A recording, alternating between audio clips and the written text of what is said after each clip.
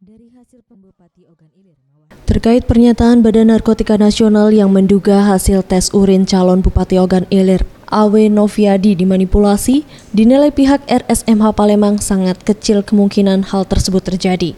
Dalam konferensi pers yang digelar pihak RSMH pada Selasa malam 15 Maret 2016, Direktur Medik dan Keperawatan RSMH, Dr. Alsen Arlan mengatakan, para calon kepala daerah dikawal ketat saat melakukan tes urin, kemudian hasilnya langsung dibawa ke laboratorium tanpa adanya campur tangan dari pihak luar.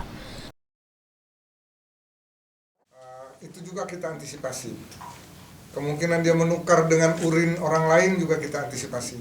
Artinya sejak awal masuk ke ruangan pemeriksaan itu kita sudah batasi. Ajudan siapapun tidak boleh masuk, dokter pendamping dari kabupaten pun tidak boleh masuk ke dalam ruangan pemeriksaan. Semua adalah petugas. Ketua ID wilayah cabang pun tidak boleh masuk pada saat itu.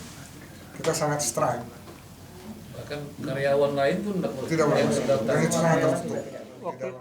Sementara itu, Kepala Instalasi Patologi Klinik RSMH Dr. Peiliana mengakui sedikit kesulitan membedakan antara urin dan air hasil dari tes kesehatan seorang pasien. Hal itu dikarenakan sampai saat ini tidak ada alat yang dapat mendeteksi campuran urin dan air. Namun pihaknya memastikan bahwa sang pasien tidak mungkin mencampur air seni dengan air karena dijaga ketat. Tapi kemungkinan itu tidak kita sudah antisipasi dengan kita dampingin pada saat dia terkemih. Berarti mempengaruhi dari konsentrat dari si zat tersebut. Makanya selalu dari setiap pemeriksaan itu ada kelemahan dan kelebihan. Tapi kan ini hanya screening. Selalu ada proses lanjutan dengan konfirmasi.